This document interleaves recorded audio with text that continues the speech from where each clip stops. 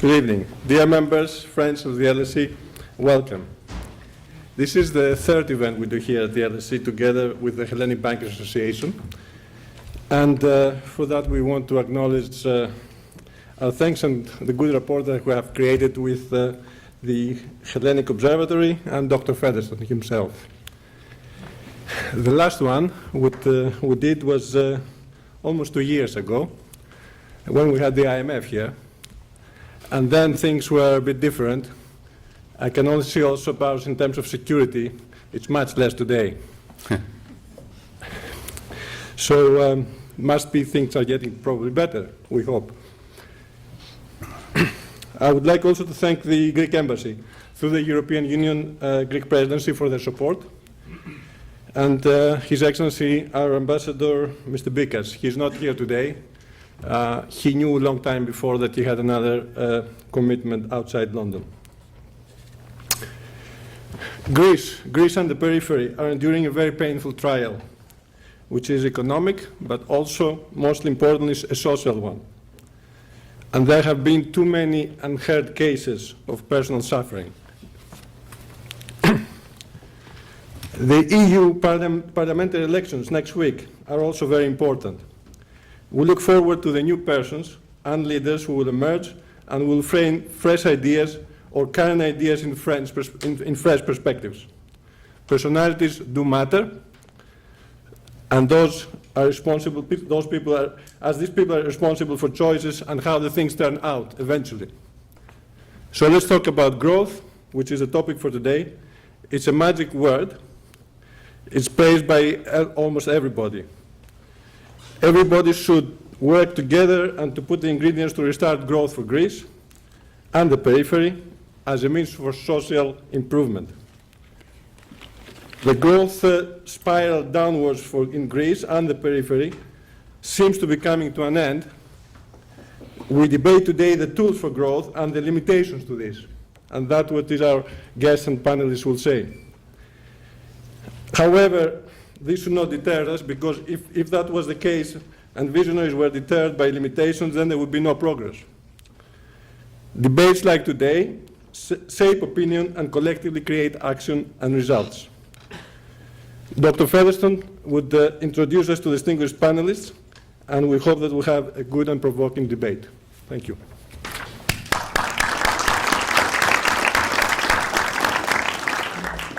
Thank you very much, Strato, and we're delighted to have this collaboration with the Hellenic Bankers Association and also with the Greek presidency of the EU this time.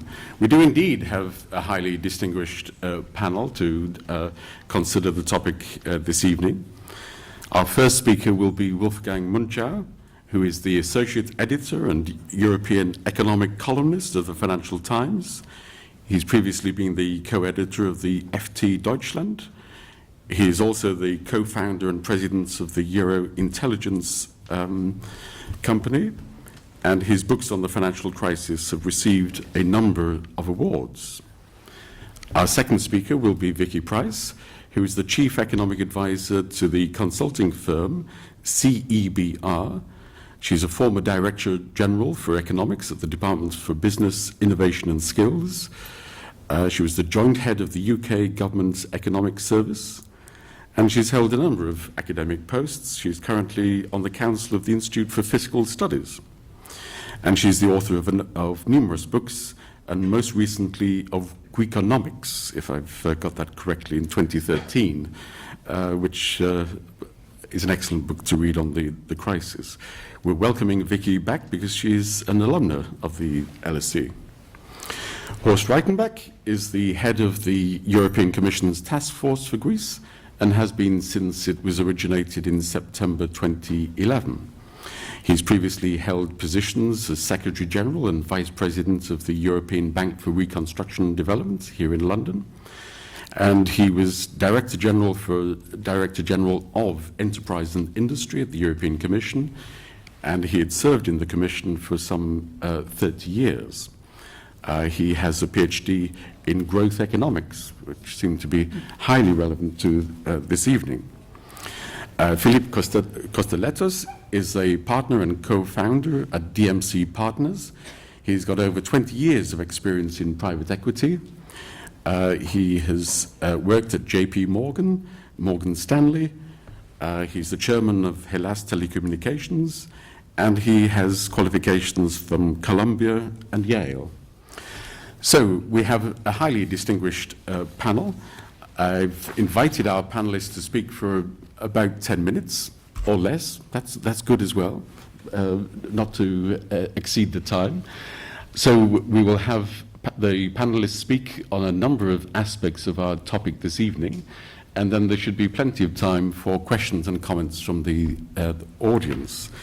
So I'm going to invite, first of all, Wolfgang Munchau to start us off, focusing, I imagine, on the Eurozone and its strategy. Wolfgang. Thank you, Kevin. And thank you for the invitation to speak here. You asked me to answer the question whether the crisis is over. And my answer would be the answer that journalists usually hate to hear when they ask the question, which is this is the wrong question, because it's obviously in one sense it is. If the crisis had if we had high bond yields, the immediate solvency of governments was endangered. That is now obviously not the case. So in that sense, the crisis is, yes, of course, that part of the crisis is indeed over. It may or may not return. It's just impossible to predict the bond markets. The markets have swung to the other extreme. In my view, not reflecting health, but reflecting an expectation of persistent economic weakness. If there's any meaning in those prices, I wouldn't, however, attach too much meaning in bond prices because these are mostly liquidity-driven market swings. So from the market perspective, we could say yes, the crisis is over. In the financial markets, you talk to everyone, it's over. So the atmosphere that you get, it's indeed very over. But obviously, if you look at the economies themselves, the crisis is from the perspective of the people in the Eurozone, except perhaps in some pockets of the central northern parts of the Eurozone, the crisis continues. We've seen the figures today. The Eurozone's growth in the first quarter was extremely disappointing. People had expected an increase quarter to quarter on 0.4. It was only half of that. Italy is back into negative growth, whereas other periphery countries are back into negative growth. It looks like we are on the brink of what is a triple dip recession. We've had a double dip, the first dip in 2009, then in 2011. Obviously, however you define it, I actually don't define it as a triple dip recession. For me, this was just one giant recession. There were just different phases. This is a recession that had lasted 5 years. In Greece, certainly it has, but it really has in most of the rest of the periphery, and our sort of compass of 2 consecutive quarters of growth or positive or negative growth is something quite useful for a normal business cycle, but clearly not for this situation. So this is a period of sustained economic weakness, and the idea that we are sort of in a recovery, in a strong recovery, as some of the survey data suggested. This was what led a lot of people to believe that this is really going well, because they looked at IFO indices in Germany or these purchasing managers surveys that say that this is a very robust recovery. According to those indicators, we must be sort of almost a boom, an unsustainable boom. The data suggests that this is like 2005, 2006. But then again, our economies are very different than they were in 2005 and 2006. We have much lower levels of GDP in many countries. Actual levels of GDP are lower than then, and of course much higher levels of employment. What concerns me at the moment the most is the fall in inflation. That sounds a rather arcane thing, since it is still a positive number, but I was just looking at the core inflation indicators, and I saw they are now 5 years at 1.5% and lower. The ECB has an inflation target of 2% or just under 2%, but they fell off in 2009 to a level at 1.5. Then they fell much lower in that 2009 recession. They never recovered fully. They then were at sort of 1 to 1.5%. Then they fell to about 1%, and in about a year ago they were at 1%, and since they have been around 1%, and then they fell to 0.8%. about 6 months ago. So there's been a gradual decline in those core rates, which are the stable, the forward-looking part of inflation rates, excluding volatile items, energy. And that tells me that something, and this has been a very persistent structural trend towards, towards a lower rate. And I think we have already a situation where inflation has actually decoupled. The question of whether the ECB can still, do something and get these inflation rates up, they should have done more. If I look back, I think we could identify a whole number of policy errors, not only the increases in interest rates they did in 2011, but the failure to take the most recent, 6 months ago, the recent fall in both headline and core inflation rates seriously enough, not reacting with policy, and only reacting now that the pressures really become intolerable for them. I think this we'll probably look at with hindsight as one of the main policy mistakes that were made in the crisis, and that make it very difficult for us to overcome this crisis. And this is not just weak growth in terms of this is because it's bad in itself. A 1% inflation rate, if it is sustained, will have very serious implications for debt sustainability. If you look at just Italian debt sustainability, where it's a country with 135%, 34% level of debt to GDP, all sustainability assumptions for Italy rest on the notion of a 3% nominal growth.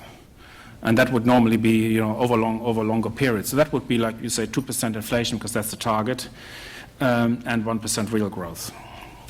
If you do structural reforms, you make sure that you can ascertain those 1% real growth, because 1% real growth is more than what Italy had in the past. If inflation is down from 2 to 1%, the nominal growth rate, even with economic reforms, would fall from 3 to 2. The implication for debt sustainability are serious. Italy would need to offset that with a much higher primary surplus, which is not going to happen. If you look at the current policy of the government, they're going in the other direction. They have announced tax cuts.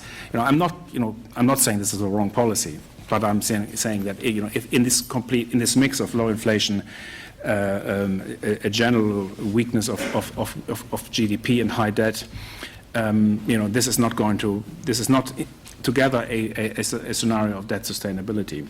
So my expectation, before I end my speech, my expectation is that the crisis will return, but it will probably not return in the way we experienced it. It will return at some stage in that governments may have to impose new austerity or prolonged austerity, and that it would result in a political backlash. In Italy, though not in Greece, but interestingly in Italy, the latest Pew Research poll suggested that about 60% of the population no longer supports the euro. They are supporting parties. 65% of the opinion polls for the European elections suggest they are supporting parties to 65%. That at one point or other have questioned Italy's commitment to the euro. Some want out, some want to have a referendum, like Grillo's 5-Star movement, which seems to be doing rather well. So, Italy is the country where there's already I would say, a first-stage political backlash. It's a first stage. We're not anywhere near a referendum or anything near a decision, but I would call this a first stage. This is, for the first stage, there is a political debate about Euro membership a serious debate in any country. I wouldn't call it a serious debate. It's not a very serious debate, but it is a beginning of a debate. And I would think that this is something which is not going to go away with the European elections. And I would assume that as we go along and stay in a low-growth scenario, that these debates will surface in other Eurozone countries. Whether it would help in the end, whether withdrawal, this is another subject, and I'm not advocating that it is necessarily a good idea for everyone to leave the Eurozone. I don't think that is the case at all, incidentally. But we are in a phase where the hope that no one will ever question this, which was the idea of the original backstop, I think that's illusionary. We will have this debate in several countries. Thank you, Wolfgang, very much indeed. Vicky. Thank you. Well, we just heard a very depressing explanation of what's going to be happening in Europe. And of course, I mean, Greece isn't operating in isolation. My job is to say a few words about where Greece is, because of course there have been some good news, supposedly. First of all, we had a primary surplus in Greece last year, which was really not expected, of 1.5 billion. And there may indeed be a primary surplus again in 2014, although things don't look quite that good. But we'll get to that later, perhaps in the discussions. Also, the banking system, which looked pretty ropey, has been performing reasonably well recently. It's been recapitalized. They've actually been able to go out to the markets themselves, some of the banks, and raise money and be able to improve the sort of equity position that there is. And they look slightly stronger than we would have expected just a few months ago. So things have improved in that way as well. So all that is good news, but there is a lot of underlying weakness that's still there. In fact, particularly listening to what we just heard, the worries increase rather than decrease. That's for a number of reasons. It's worth remembering where Greece is, of course. GDP has come down by some 25%. It always amazes me to think what the British worker would have done if GDP had fallen that much. And what surprises me, being Greek myself and knowing the Greek temperament, that the demonstrations we've seen are nothing by comparison to probably what you would have seen in this country. The government would have fallen without any doubt. Of course, the government did fall in Greece, and we had, PASOK has been reduced very significantly as a power, but there would have been revolution. And in Greece, there hasn't been a revolution. In fact, after the initial sort of attacks on the IMF and the sort of Troika program, and of course the rise of other parties like Syriza, of course, and New Dawn, the Greeks still seem to be pretty conservative overall in terms of their desire to be still part of Europe, the desire to be part of the euro.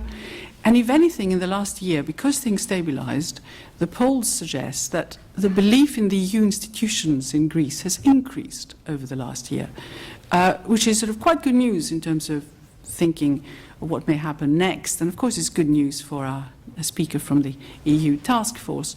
There seems to be a recognition that actually Europe matters, and the last thing the Greeks want probably is to be left at the mercy of their politicians. So at least some connection with what's going on the rest of Europe is important. However, that attachment is still going to be severely tested. Not only do we have the elections coming up, the European elections, and then possibly, particularly if New Democracy do well, we may well have a snap election after that. But we are still in the middle of a lot of pain for most of the people in the country. We have seen not only the drop in GDP, but also unemployment rise to the highest in Europe, 27%, and of course youth unemployment being immense, to over 60%. And the interesting thing is, of course, what has happened as a result. The Greeks have either relied on their parents' diminished pension, or have come here. It is the first time in the many decades that I have been in this country that you go to restaurants and you get served by a very well-educated Greek, or wine bars. That never was the case. In fact, I used to be very proud of that in the past. I said, look at me, the Greeks don't really need to be doing this, but actually what they really wanted was go back home to the nice country with the very nice weather and eat their mother's cooking. They just wouldn't stay here, except for the ones who decided to go into the city. And there are now, of course, an increasing number of Greeks who come here, which has caused, of course, Cameron to say, we don't want all the Greeks to come here and take our jobs. He did say that a little while ago and infuriated everybody. But there has been a reaction to all this by people just upping and going, which of course is not particularly good for an economy which relies very much on the skills of its people, because it has very little else. And that is the crux of the matter. And what you find when you look at Greece is this pain that the IMF imposed over a number of years, which of course led to a huge reduction in incomes, and a huge reduction in minimum wage, a huge reduction in salaries by about 30%. And of course, pensions were also cut very significantly. And that has lost Greece a huge amount of the gains that it had made since the 70s, really.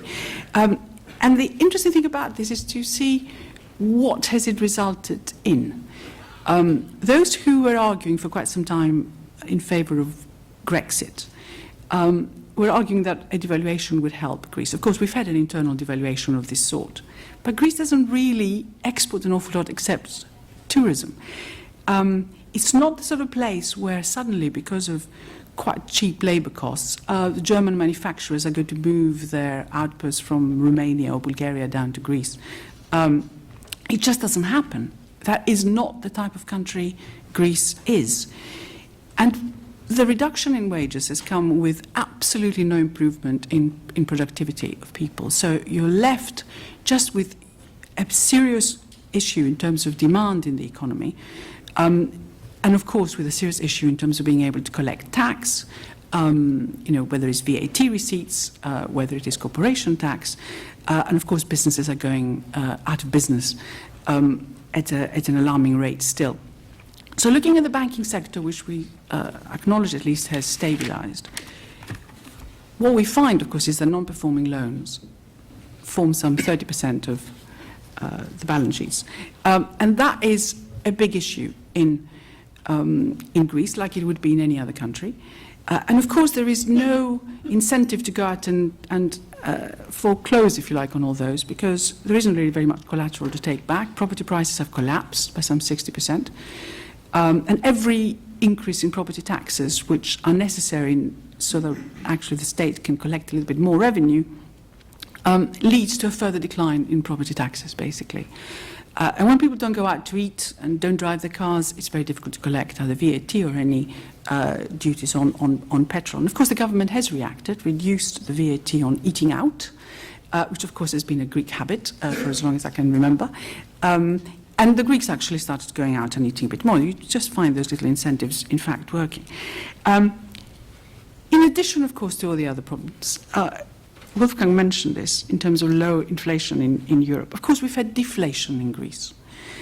And that's hugely bad news, because after all, Greece has one of the highest debt to GDP levels in Europe, 175 to 180%. With deflation, that becomes just harder to sustain.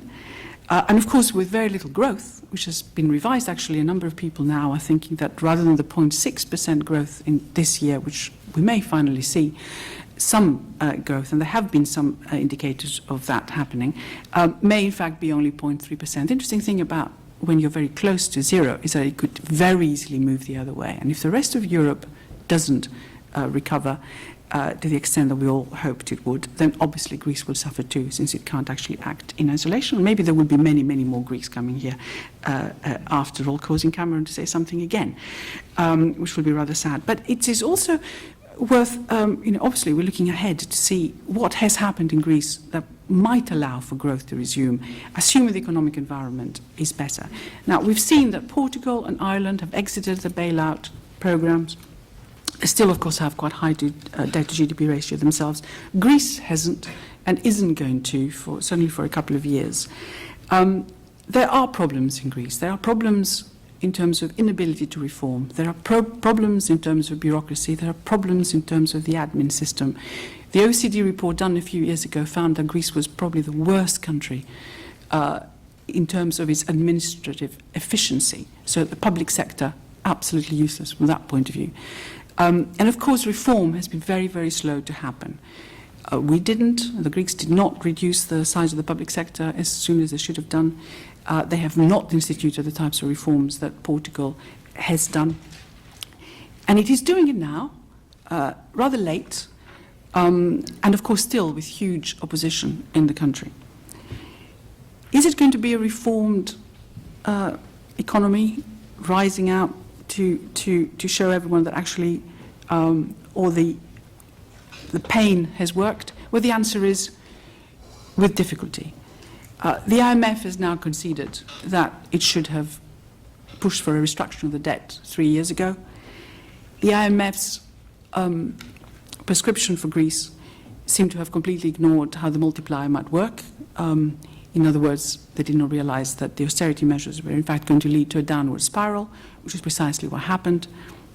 They have learned some lessons, but we probably don't want to tell them off too much because, of course, the IMF's bailout package for Greece was the largest they had ever done anywhere around the world. Very, very difficult to see what the impact would be on a country like Greece when the highest package that they had been involved in before was 35 billion in Brazil. So you can't blame them particularly. You can't blame them for pushing an ideology, which actually has gone completely wrong in my view. The Greeks haven't helped. They are generally considered to be impossible by the Brussels bureaucrats, and that's probably a reasonable reflection of their negotiating habits. But what it does, nevertheless, it leaves me with a very serious concern, particularly looking at the debt sustainability issues, which Wolfgang, in fact, mentioned. Greece is in the worst position of them all. Yes, perhaps Italy is worrying because it's so large by comparison to Greece. But the idea that you can actually sustain a 180% debt to GDP ratio with growth of practically 0% and with a non-reformed economy is pie in the sky. So restructuring is going to happen, and that is probably what Greece needs. And if reforms indeed are continued to be pursued, then there could be hope. But without this debt restructuring, I fear that Greece will still be, if anything, being pushed down and have very, very little growth over the next few years. Thank you. Thank you, Vicky, very much indeed. Can I just ask one quick question? The primary surplus 2013, how robust do you think that is? Do you mean whether we believe the figures? Yes. We had an interesting discussion with the next speaker at lunch, and the data that's coming out of Greece seems to have improved quite considerably, so you can rely quite a lot on what's there. But of course, we all know what it means. First of all, it doesn't include any debt repayments. And the second thing, of course, it has improved, but mainly, although there's been a bit of an increase in tax take, because they've actually been stopping spending. And a huge amount is owed to companies that have been contracting to do work for central government. And that's one of the ways in which it's been flattered, plus some money which is coming from Europe in terms of structural funds and some repayments of some of the profits that have been made by the ECB, which have been returned now in terms of the bond buying. So it is slightly artificial from that point of view, but I think we can believe the figures, even though they have been flattered by all these things that I have said. Okay, thank you. So we can believe the figures, but there's 27 footnotes to qualify. Yes. Okay, I think I follow that. Thank you. So we move from questions of economic strategy, the Eurozone, to perhaps more practical issues of reform in Greece, and Horst Reichenbeck, the head of the task force for Greece. Please.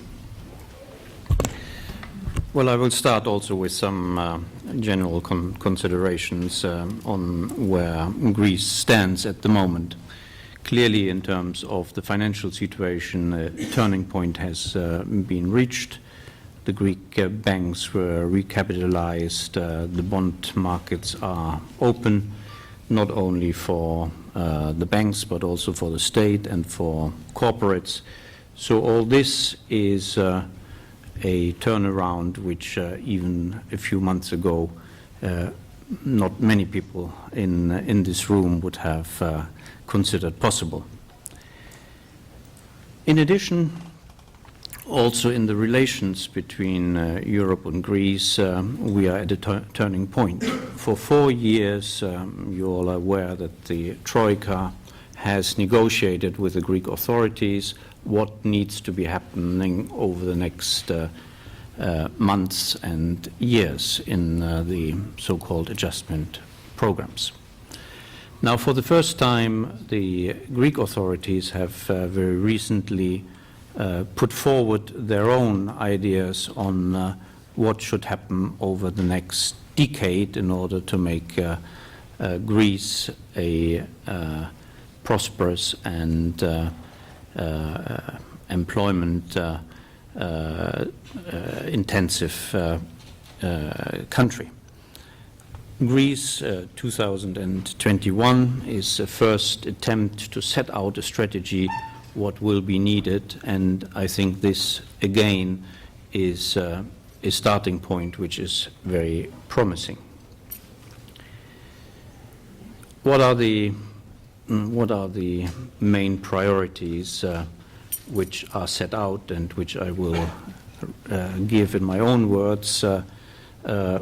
what I see and on which I see a large convergence between the Greek authorities and the EU.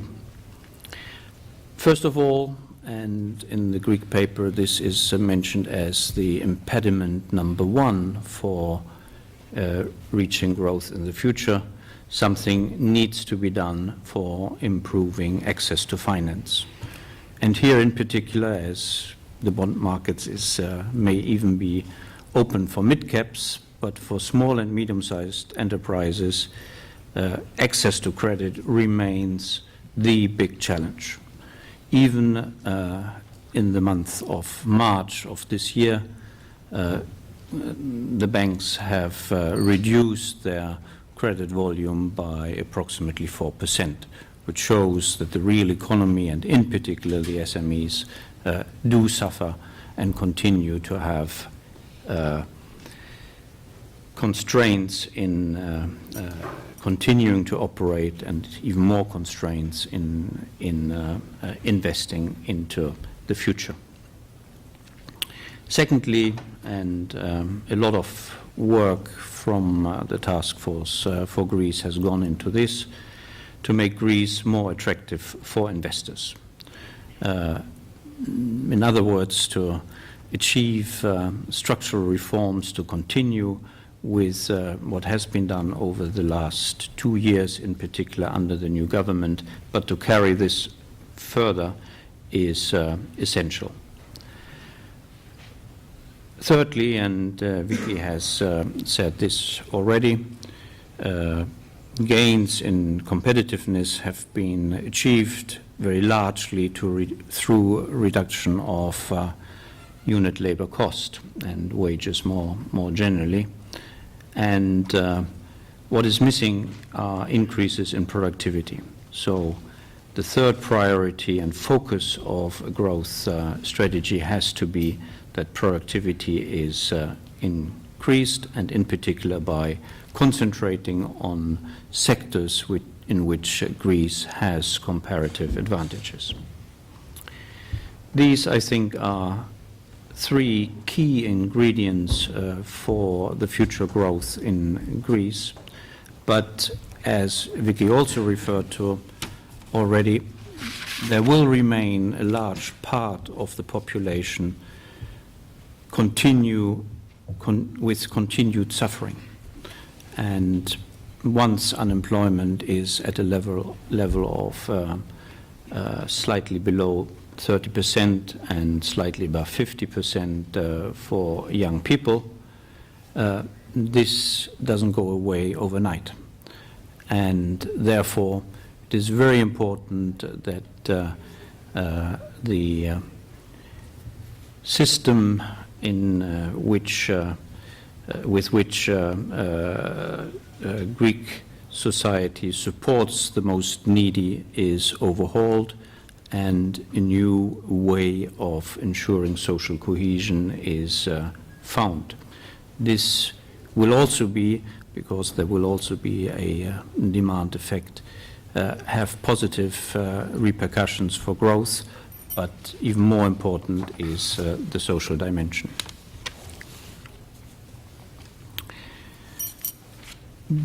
Building on that, how is the outlook? How, as I was supposed to say something, can Europe help? Well, before we come to how Europe can help, I think I fully agree with Vicky that political stability is essential. We had relative political stability now for 2 years, and it is to be hoped that a similar situation will prevail also, not only over the next months, but for 2, 4, and maybe more years. The other point which I would like to underline is that the strategy which Greece has now presented should be seen as a first step for real ownership by Greece on reforms and on the way forward. Greece has been with the Troika now for 4 years, and it is important that they take their own fate into their hands and move forward. In this, certainly also a new relationship between Greece and Europe, the Eurogroup, as well as the Commission, will have to be built. And I have no clear blueprint at this point, because this will be part of an intensive discussion from now until the end of the year, when the EU adjustment program will run out. And in this context, clearly 2 issues will come to the forefront which require a political response. First of all, is there for Greece an additional financing need from Europe? And if this is not the case, then would that nevertheless be in one way or another a continuation of a kind of program? Or if this is the case, that further financing is needed, then what kind of further adjustment program will be established, and will one continue with the formula of the Troika, which is not particularly popular in Greece and is also in some EU institutions subject to some doubts. The other question on which Vicky has already given her view, and we will see what the political response to this is over the remaining months of this year, is the question of what kind of debt relief. The promise which was made in 2012, the Eurogroup on the 5th of May has repeated that this still holds, so some mechanism of debt relief is likely to be found towards the end of this year. So altogether, still a lot of work is ahead to make Greece fit for the future, and the technical support which the Commission, together with member states and international organizations, has provided, will probably continue to be necessary for coaching Greece for this achievement into a better future. Thank you very much. Thank you. Philippe. Thank you. Well, much has been said and written about the current situation, what led to the current situation, who is to blame. I mean, to paraphrase Paul Krugman, core countries portray the euro crisis as a morality play, a tale of countries that lived high and now have to pay for their sins. Having said that, I will focus on the current situation from a financial perspective, and I will share some thoughts about what I think the international community, and importantly Greece, what Greece can do to help attract investment to the country. I will address 4 initiatives which have been touched upon by my fellow speakers. The four initiatives are, the first has to do with restructuring of the sovereign debt. The second one about overhauling legislative reforms and the framework. The third, importantly, about unlocking the availability of liquidity and domestic credit. And lastly, the focus on exports. So I do not want in any way to minimize or trivialize the political and financial challenge in restructuring sovereign debt. But my view is undeniably that the country's sovereign debt should have been restructured earlier. It seems that the IMF now agrees that that is the case. Interestingly, the 2 bailout programs in 2010 and 2012 and the debt buyback in 2012 have resulted in a material change in the profile of creditors in Greece. Prior to 2010, 85% of the sovereign debt was owned by the private sector. Today, over 80% is owned by this Eurozone state balance sheets. There's been a great reluctance to consider a third restructuring, understandably. Having said that, there is no doubt that Greece's current financial debt is unsustainable. I think everyone agrees on that point. The question is going to be, how will it be addressed and when? I would argue that what Greece needs is not another restructuring, but a significant debt relief. I mean, Greece cannot become a destination for long-term investments in the context of an unsustainable debt burden. While there is much the international community can do, there's even more than Greece should do to make the country a more attractive destination for investment. And this has to do, first and foremost, with an overhaul of the legislative framework. And there are 4 areas that I'd like to focus on. The first has to do with public sector bureaucracy. The bureaucracy involved in getting a license or permit continues to present a significant obstacle for doing business in Greece. Now, importantly, some progress has been made, but there's a lot more that needs to be done. Second, I believe the judicial system needs to be revamped for efficient and effective disputes of contracts. The courts are clogged with contractual disputes, which can often take up to 10 years. An investor would be wary of committing capital or signing contracts in Greece if there is no clear framework within which disputes can be resolved efficiently. Third, there needs to be more stability and dependability on the tax system.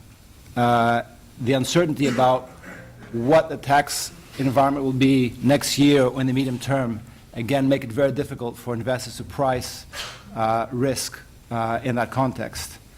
Finally, I believe the regulation regarding land ownership, permitting, and zoning need to be reformed and clarified. For a country with such potential for investment, particularly as it relates to tourism, I think Greece should try and address this as a matter of priority. Now, undeniably and critically, for any of these issues to be addressed properly, the government needs to have a clear mandate and a clear majority of parliament. Now, turning from the public to the private sector, let me address sort of the third initiative, which has been alluded to, which is how important it is to unlock liquidity and domestic credit. One of the biggest issues facing businesses, as was mentioned earlier, is the lack of working capital liquidity for businesses. And this is true of Greece, as it is true of many small, medium-sized enterprises and family businesses across the Eurozone. And while the recapitalization of banks is a positive sign and should provide some liquidity to the system, Greek banks have significant amount of capital tied up in underperforming and non-performing loans. It is very difficult for banks today to accelerate and enforce those claims. And what Greece needs is legislation that allow banks to accelerate and enforce their claims. In many cases, bank executives are reluctant to recognize losses and undertake proper restructuring, even if you assume that banks have marked their books properly. Loan portfolios are committed to companies which are underperforming, where banks are unable to attract outside capital. I've seen in many other countries, and I believe this can attract outside capital if the underlying business can be properly capitalized. Now, lastly, I'll touch on the need to focus on Greece's increasing share of exports. Now, longer term, what Greece needs is a more export-oriented economy. Now, over many decades, as we know, the growth in Greece has been supported largely by public spending and domestic consumption fueled by cheap credit. Both these drivers of growth have experienced significant declines, and at the same time, they do not represent the basis for a stable, self-sustaining, and healthy economy. The Greek state needs to embark on a sector-wide effort to remove competitiveness and productivity barriers and promote growth and investment.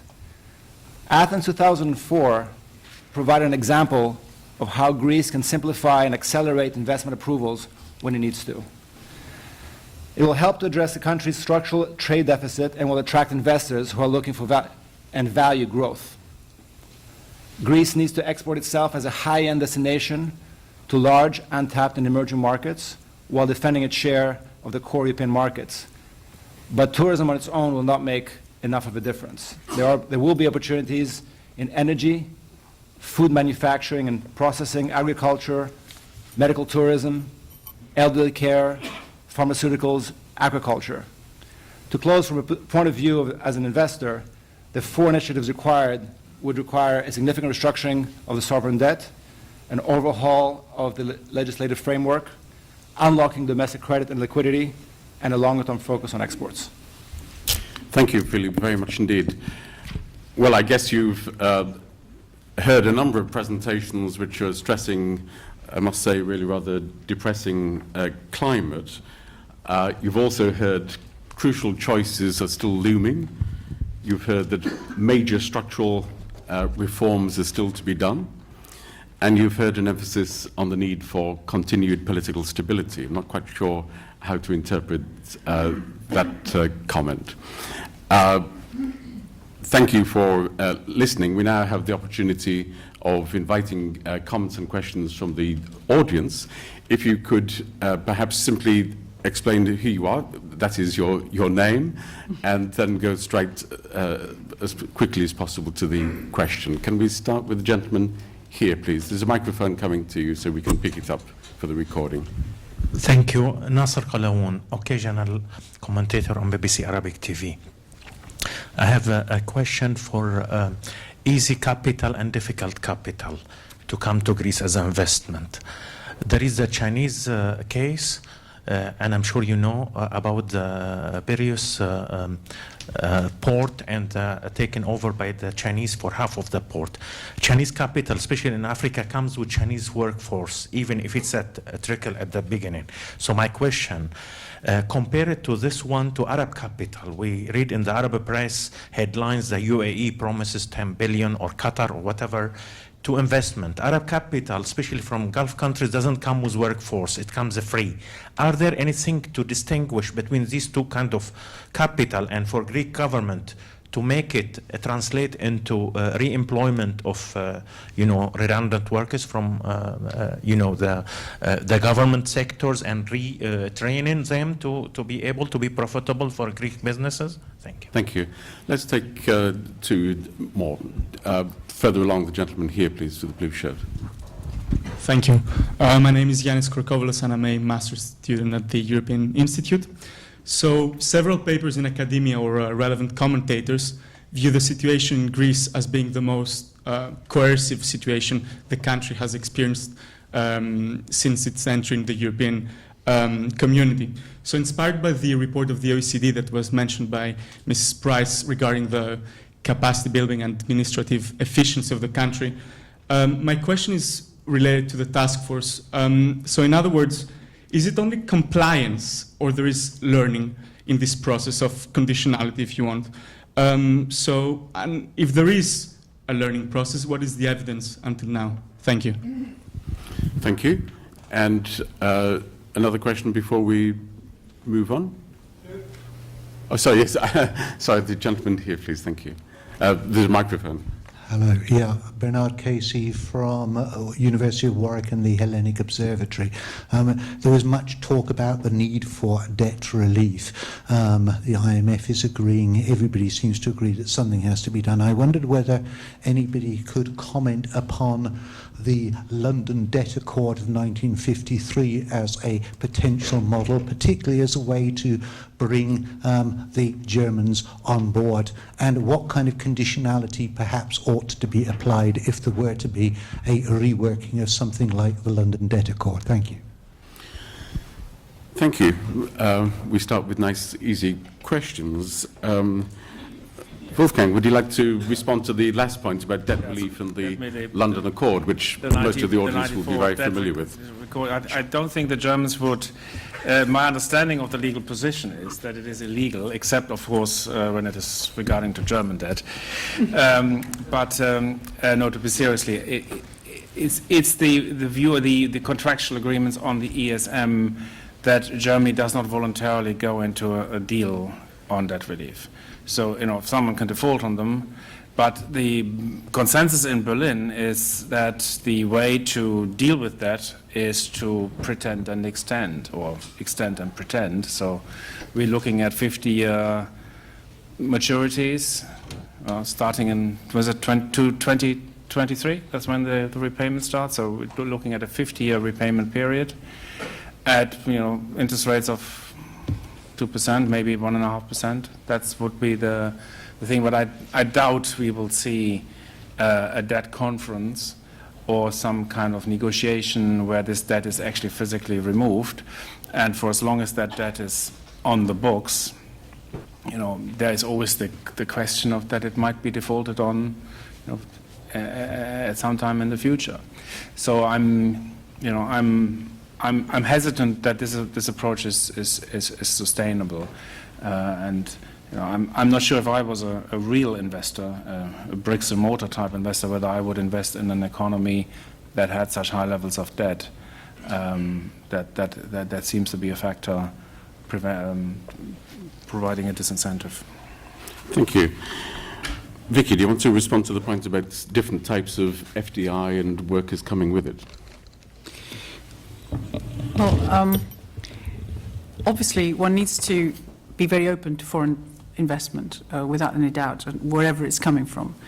But one has to also be wary of some of the conditions attached. But of course, we know that the Qataris have been trying to get into Greece for quite some time. They wanted to buy they put a bid actually for some of the stuff that we're trying to privatize, for the Hellenicon development there, and are very active. And I think they will be actually very important in the overall amount that comes into Greece. And it is very attractive for all sorts of reasons for them to come in. And I don't think there is a prejudice from that point of view. But I think you're right. But I just can't imagine that there'll be sort of millions of Chinese coming over to do various jobs. I think so.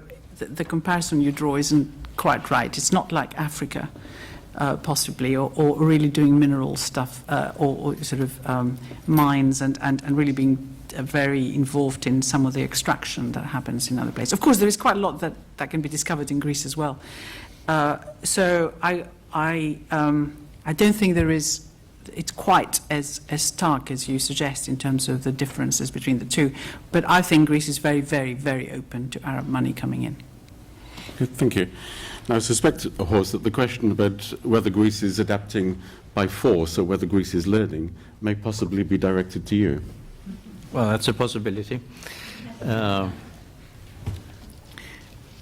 Maybe I should say that conceptually there is a very clear distinction between the tasks which the Troika has and those which are performed by the task force.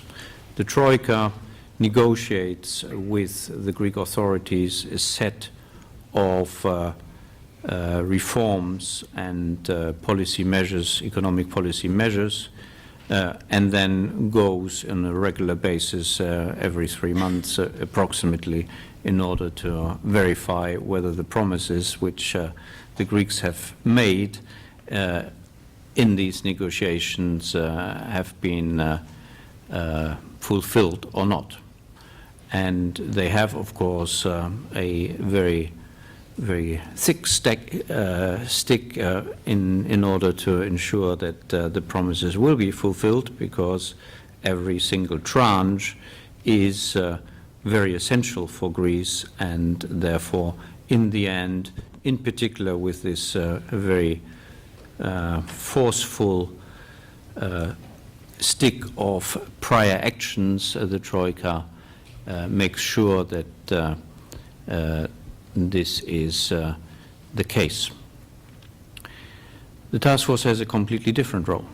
The task force has been created on request from the then Prime Minister Papandreou in order to support Greece to be able to fulfill the promises which they are making in the context of the negotiations with the Troika. And this is done with technical support in a broad range of fields, from administrative reform over tax administration improvements, business environment questions, as has been set out by Philippe, and other aspects of reforms. And these are organized in a way which has a longer-term support and is not only done by my colleagues in the task force, but organized by having many member states supporting Greece, and in addition international organizations. So it's a joint effort of solidarity from the European and international community.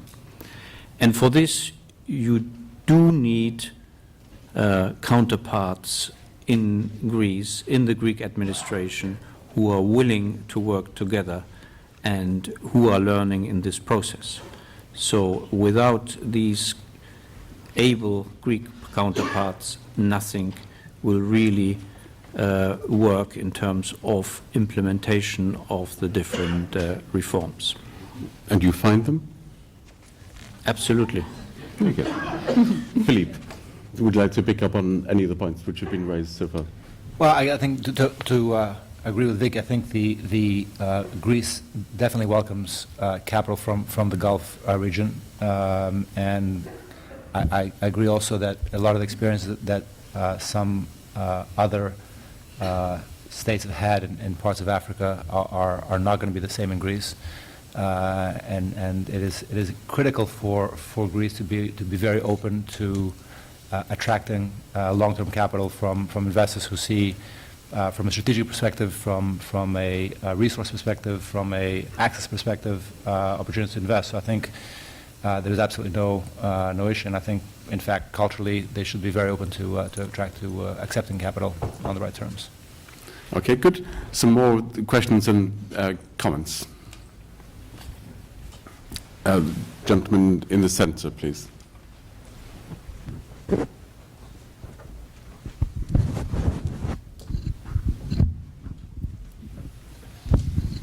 I just wonder if you could perhaps comment a little bit more about the social cohesion aspect of the topic. And we heard that unemployment is 25%, but it doesn't seem to have had much impact on the political stability at the moment. But I think first point I'd like to make is that the unemployment would have been even higher if there hadn't been a spillover of the effects of the crisis into neighbouring countries. For example, Albania. Many Albanian workers have lost their jobs who previously were working in Greece. They've gone back home, pushing the unemployment rate in Albania up to 20% and causing an economic collapse and recession in Albania.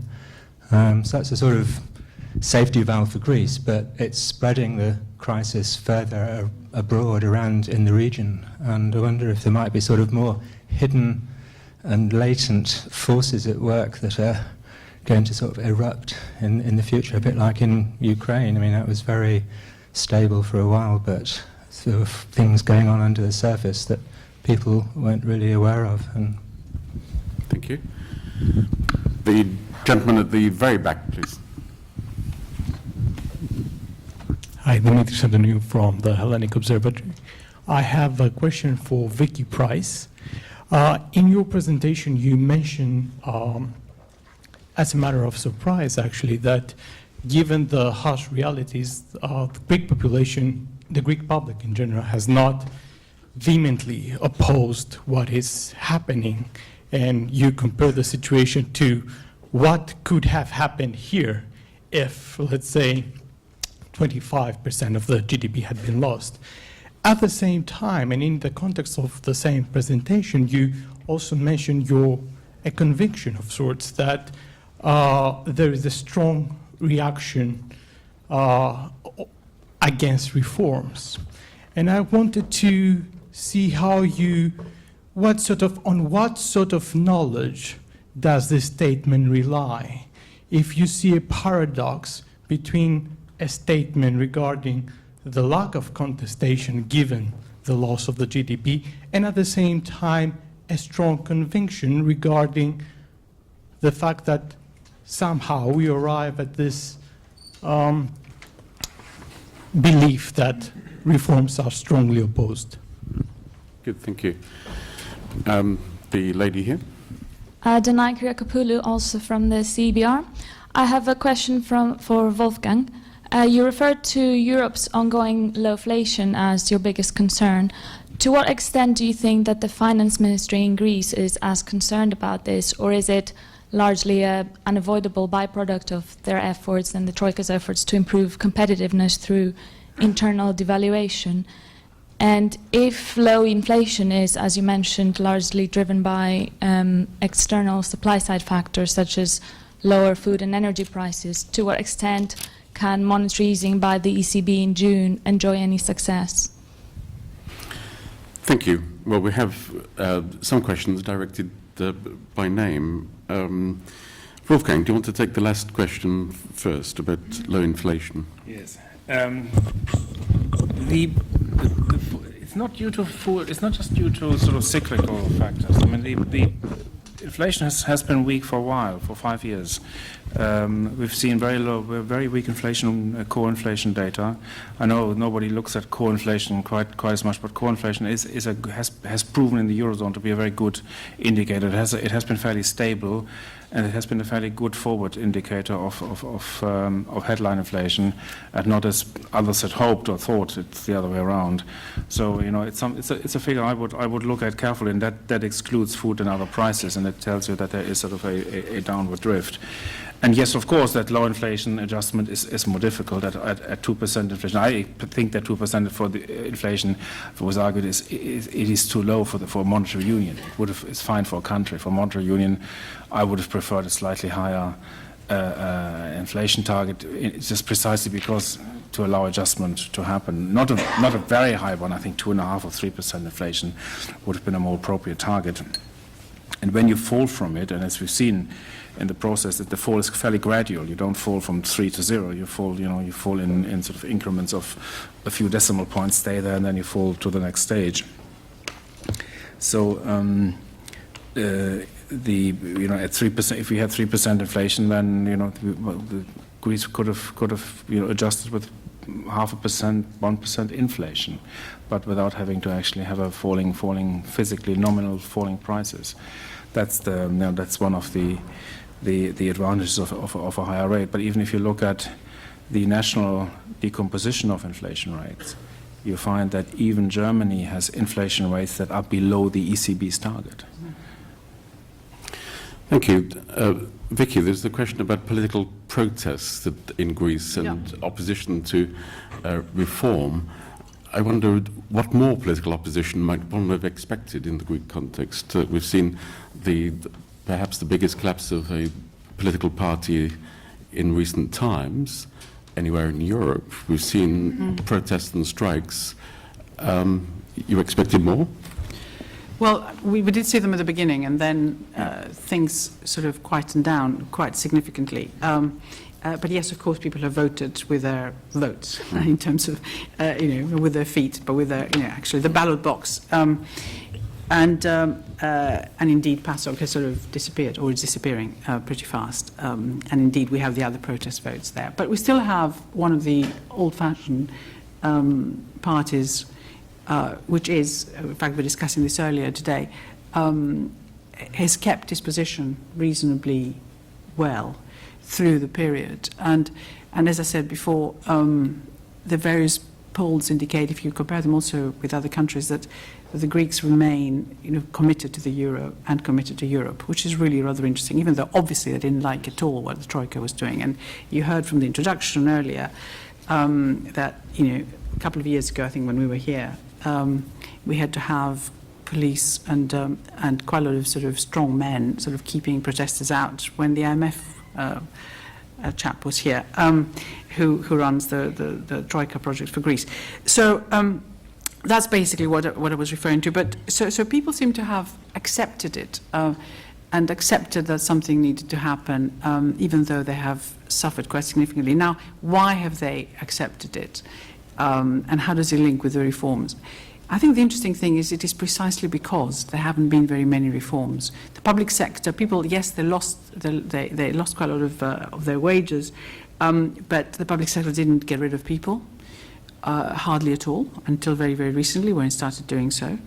The various professions were not opened up, and even in the places where there were other restrictions imposed, so very little has actually changed. So the comfort zone of people doing, being employed and doing various bits of business is still there. But I think we might actually see quite a lot of changes taking place now because the push is for a lot more change to take place. But the push is also, but what might counter that a little bit, and I think we have to bear that in mind, is that there is now willingness to make sure that, of course, Greece stays in the euro and that something happens to the debt. Not necessarily relief, which would be rather nice to just write it all off, but we just heard we can't have it from Wolfgang. But there will be something else, which will at least lower the perceived cost, anyway, of the debt. So there is that willingness to do something about Greece and its position. So that's at least something. But there is no doubt, if you do various polls as well, that the Greeks have had enough. I mean, it's been fine so far because of all this change. Now, because of all these things that I mentioned, now, of course, we're going to have quite substantial reforms happening. And if there is more pain to be had, I think we might actually then touch a point where there is an explosion again. So it will be crucial what happens in the next few months. It will be crucial what happens in the next year in terms of, if you like, the rest of Europe showing its hand in relation to the debt in particular. And if some of the pressure goes, if there is suddenly a bit more money available in terms of lending to individuals and also to businesses, there is a whole initiative to bring more capital into Greece from the rest of Europe, started actually by the Germans, so we're discussing that again earlier. More money made available to SMEs, so that conditions are actually eased. That could act as a counter to the fact that the Greeks have had enough. So I think we are very much a critical point. It could all go horribly, horribly wrong from here on, or it could go rather well from the point of view of protest and willingness to change. It doesn't mean that you're going to get suddenly fantastic growth in the economy. That will take quite some time. But in terms of the mood of the people, what they're prepared to do, and also the political stability issue, I think actually between now and the end of the year, is going to be the time when the future of Greece is going to be shaped. Thank you. I think since the beginning of the crisis, we've heard comments to the effect the next 6 months are going to be crucial. Oh dear. But I wonder, Horst, in terms of the European Union, whether there is that sensitivity to the high stakes between continued support or new forms of support for Greece and possibly the explosive domestic reaction if that was not forthcoming. Well, I think Europe has shown quite a lot of understanding that the situation from now on has to change, and that if there isn't growth in the future, Greece will not only suffer, but also the repayment of the debt will become impossible, or at least very much more difficult. And therefore, very practical hands-on support of a different type than the adjustment programs have been offered, for instance, for a new institution, financial institution for growth, as it is called, by providing financing for this institution by the EIB, by the Germans, and by others. But I would, if you don't mind, comment on two of the questions which have been posed and combine also the two questions. First of all, the need for greater social cohesion in Greece is enormous. There is no social welfare system in Greece. It's the only European country in which there's no social welfare system. Unemployed who are long-term unemployed for more than 1 year don't get any further support from social insurance or the state directly. And more than 2 million, and maybe moving towards 3 million people, do not have any access to health services other than emergencies in the hospitals.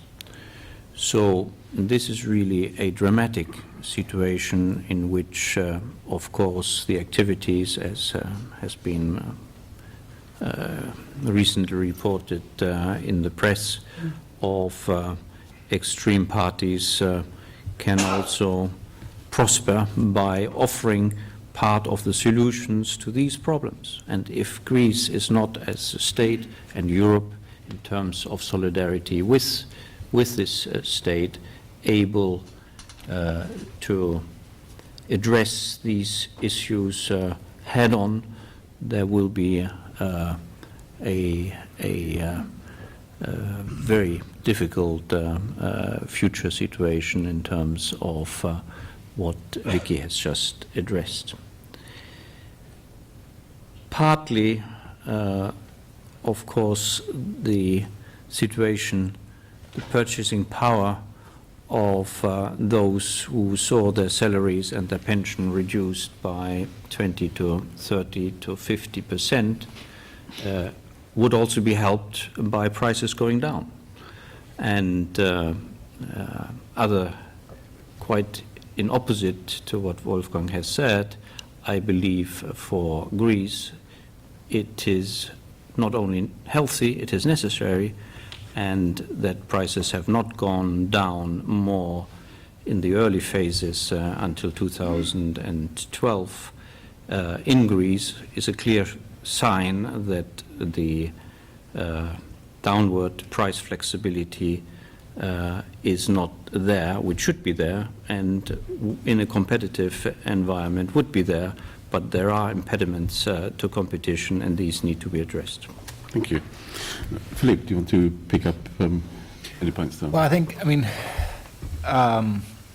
I believe that people yearn for a sense of fairness, and when you have the lack of access to healthcare, when you have hundreds of thousands of children going to school without having been fed in the morning and cannot look forward to a meal when they get back home, there is not a sense of fairness. At the same time, as a German citizen, if you've been living and saving and watching Greece grow and prosper and spend, there's not a sense of fairness. And I think that is going to make the debate very difficult, because each of these issues are treated bilaterally in terms of the electorate, and the social discussions are within each country.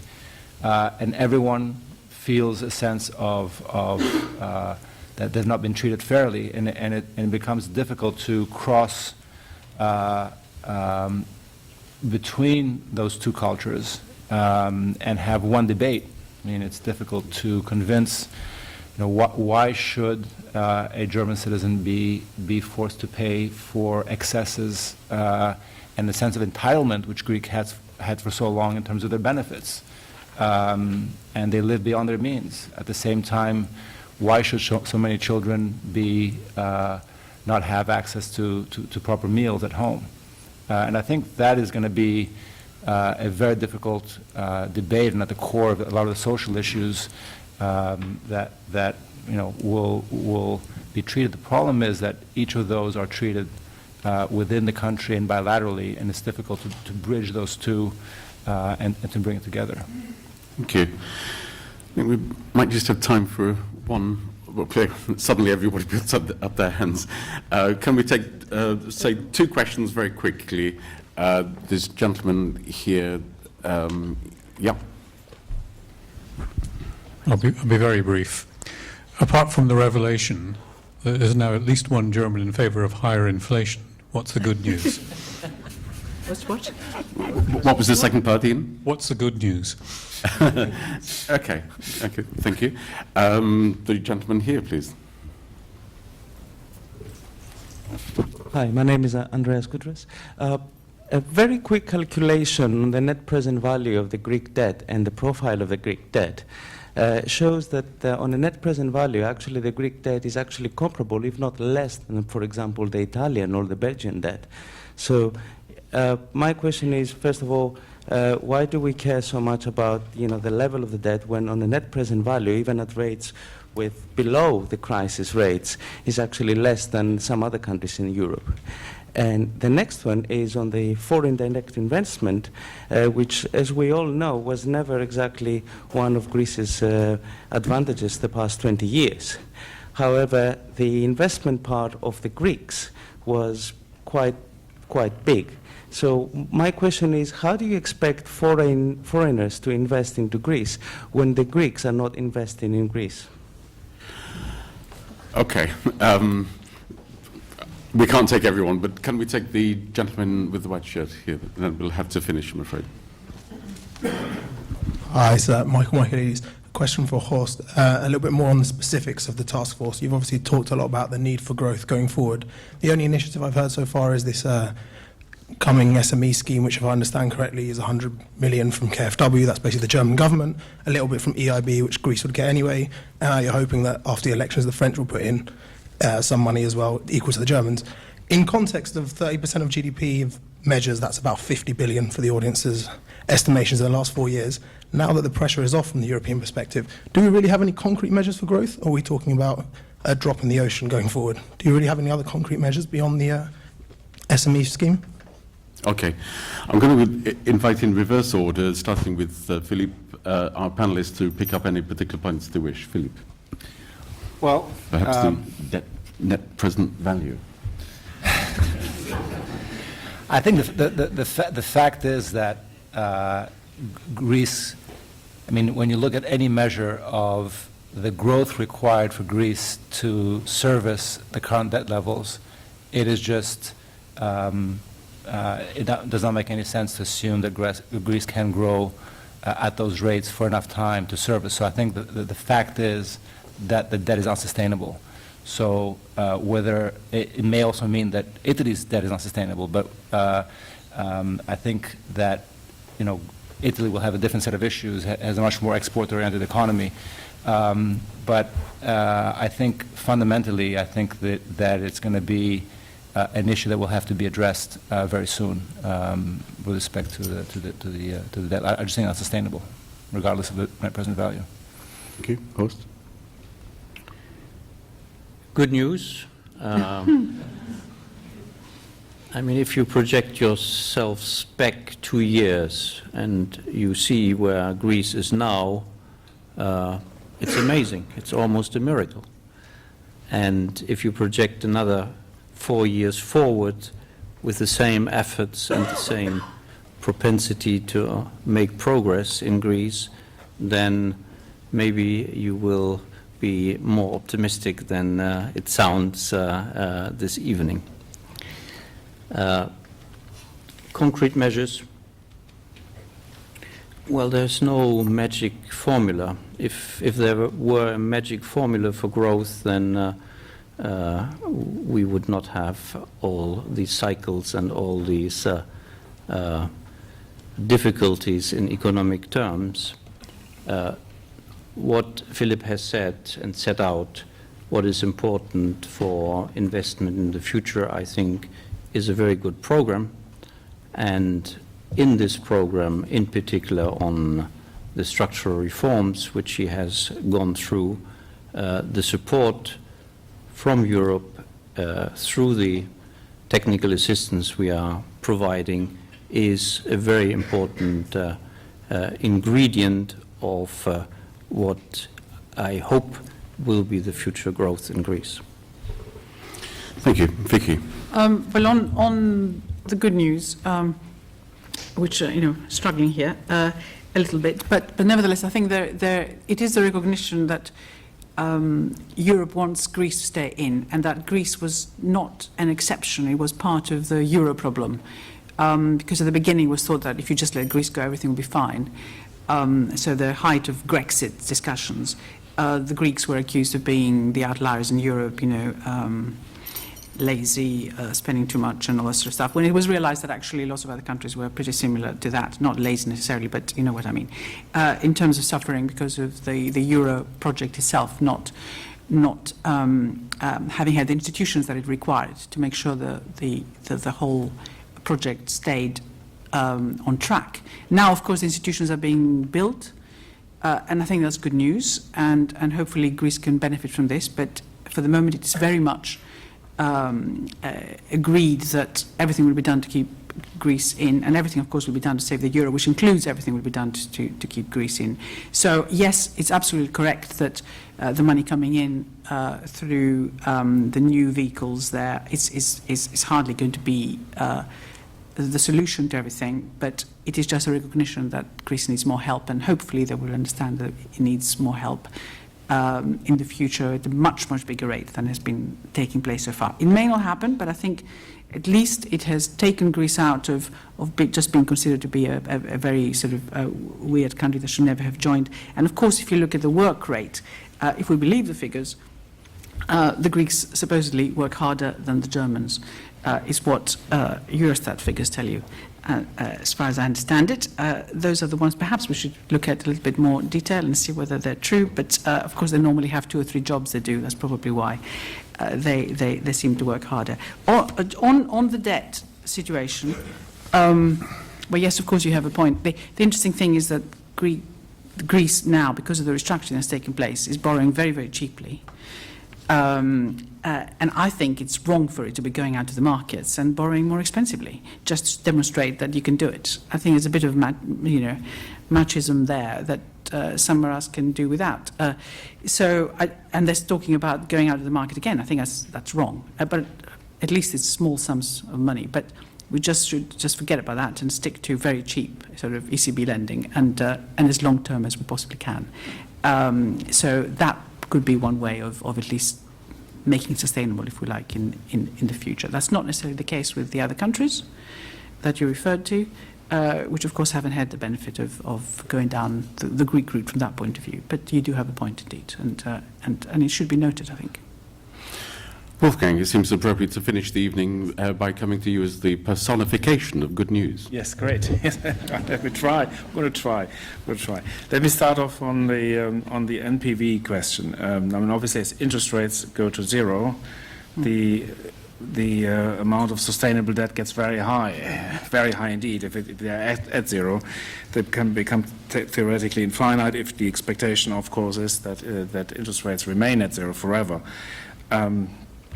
We've seen in Japan how levels of 250% almost debt to GDP appear sustainable under specific conditions that we don't have in the eurozone. So I suspect the numbers, the numbers are, but it's clear that this is the good news, that the lack of current market pressure make those debts appear more sustainable. If we keep interest rates low and with the ECB's policies of forward guidance and possibly QE at some points, there is an expectation that interest rates are going to be low and indefinitely. We have Japanese situation, which is not the worst situation. I think when you always say that it's be as bad as in Japan, the Japanese say, the reference point may not be in future be Japan. The reference point may be the eurozone. We might be lucky if it's Japan. I mean, Japan had relatively low unemployment. We don't have that. It's low growth, some deflation. It could be a reluctance to address the banking sector. Many factors are very, very similar. The employment situation is very different, but in Japan's favor. So that is a reasonable scenario at which high debt is sustainable. But that would also depend on the institutional arrangement, whether whether we have this sort of cohesion and whether financial markets consider Greek debt part of European debt and therefore safe, or whether this sentiment change and over any, I think, 30 or 50 year period without an institutional setup, that may well change. Now, on inflation, just to be clear, I'm not in favor. I would not and never did favor high inflation in order to reduce debt, the real value of debt. I think that's not something I would think is a sensible idea. Simply also because I don't think you can simply achieve any rate of inflation. I think our problem is, we can't even achieve our moderate target. So, the idea of, some have suggested we should have 4-6% inflation targets. I doubt very much that we could actually do this. The Japanese have tried. They're trying very hard now for a 2% inflation target, and I think I'd be already happy if we got the 2%. Or something around the 2%. The British seem to be altogether more successful here, but for the rest of us, that's when I say the 2.5%, it's not because I like inflation. Then it's only because I think it might be it gives slightly more flexibility. And my last comment is about the miracle. And, it is true when you look at relative positions where we were 2 years ago and what kind of pressures we had and what we talked about. It's good we're no longer talking about Brexit as sort of something that is forced on Greece by the outside. That would have been a disaster if Brexit had been sort of forced upon Greece by the EU. But we should not underestimate that. The political impact in the countries. I don't think the EU will ever be driven apart by market pressure, or by sort of political, or by sort of institutional rule. I don't think anyone will ever get thrown out or anything like this. The real danger would happen is if once the political systems react to low growth, high unemployment, it doesn't translate into political revolt, but it may do eventually. We've seen this in Italy, a country that has supported the EU more than others, and there is now a debate going on, and some people are questioning it. And Italy seems to be ahead in this game. Probably my guess has always been because the malaise started much longer ago. It started around the year 2000. Hasn't grown for like 14 years, and the period of misery in Greece is shorter, and there's still a hope in Greece that things go better. Should that hope should there be disillusionment? I think that's when you have to be careful. And it's not us or any market people who will do anything. It's then the people who then make their decision. Okay, thanks. I think we've had a very good discussion and learned quite a lot. Reasons to be cheerful. Greece is maybe better off than Japan. Unfortunately, it's worse off than Albania. So we've learned quite a lot, and I thank this expert panel for their presentations. Before I invite you to show your appreciation, I'd simply like to mention that we have another Greek event in 2 weeks' time on the 28th of May. 2014 is the anniversary of the collapse of the Greek colonels. Some of us are old enough to remember that. Not me, of course, but other panelists probably can remember that event. And this will be on Wednesday, the 28th of May at 6:30. So do join us then if you are able. So, excellent debate, contributions. Thank you for your questions. Please join me in thanking our panelists for the presentations. Thank you.